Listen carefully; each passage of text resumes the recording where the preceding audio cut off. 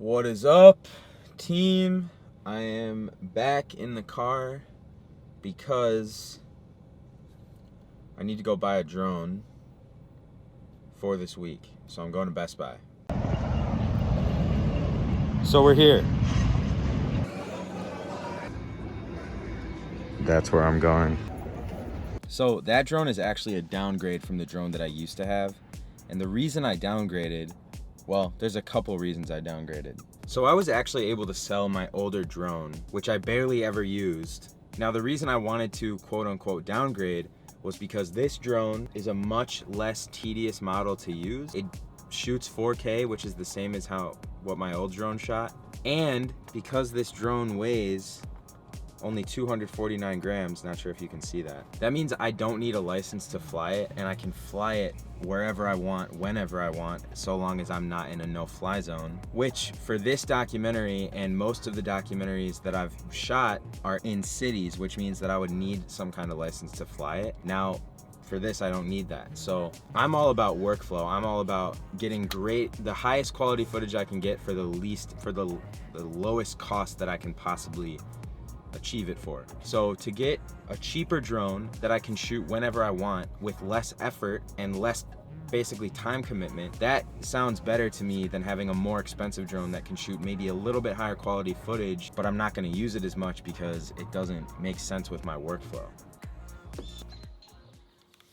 So it turns out I don't have a memory card for the drone, so I need to go get one. This beach right here, I'm coming back to it to fly the drone.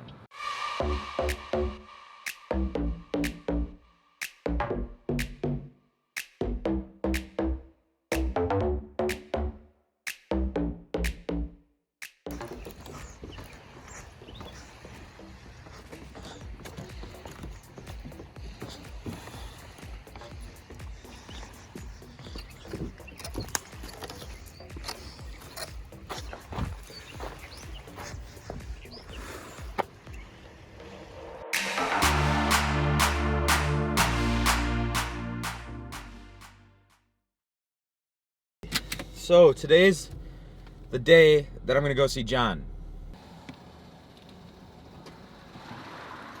Yo. He's like, I'm really fucking proud of you. He's like, let me tell you something, Manimal. And then man, he comes on the side of me, he gives me the hammer. And once I put the hammer, I was like, oh! I just totally fucking lost it. I have that in the doc. Yeah, I was just like, ah.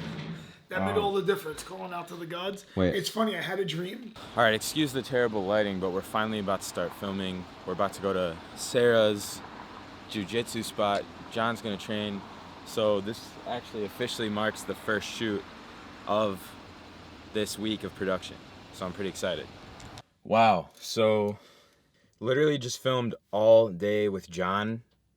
We went from jiu-jitsu to his office, where we got some great scenes, and then now we came back to sparring practice at the legendary Longo and Weidman MMA, where there's a bunch of amateur and pro fighters and even some fighters from the UFC. Like there's a ranked guy in there named Marab. He's a ranked bantamweight in the UFC. So just great energy, a bunch of professional, talented, athletic guys, which is really cool to be around. Great footage with John. I want to talk about some of the things I learned today. Here are a few things that I did today that were kind of like learning experiences, and there were like takeaways from it that I could learn from.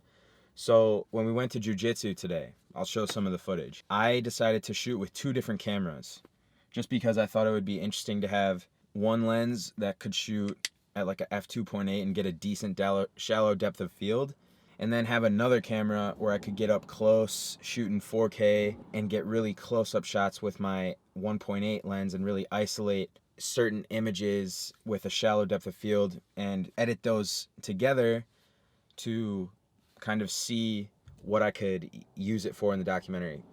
A lot of things, in my experience, when it comes to documentary, a lot of things come in the editing room. You kind of go in and you take certain risks when you're shooting, and then you come back to the editing room with all the footage, and you then have to find patterns and find storytelling material within those shots, within those shoots. That's at least part of my style with storytelling. So I'm shooting a vlog.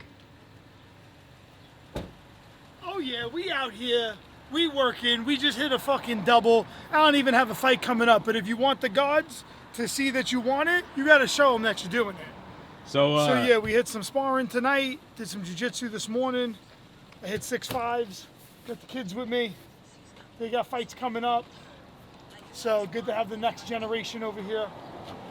So what? how do you feel like the shoots went today? I feel good. I feel like I was working my technique, you know, pulling off the things I've been trying, you know, working my southpaw stance. So I'm still developing skill-wise. I know I've been doing this shit 20 years, but there's still things that I'm trying to work on. There's still skills that I want to pull off in the cage, especially the iron broom. So I didn't land it clean tonight, but I was definitely stopping guys' movement with it. I feel good. I feel hype. I want to get good. I did just enough training today. Oh yeah. Tomorrow I'll do jiu-jitsu at Sarah's. You know, you want to get what? More shots of that iron broom. So I'm trying to land it clean, but you know, I gotta let the guy has to throw the front kick at me, and I have to time it perfect. Otherwise, it's a good shot because it winds up being a low calf kick with the heel.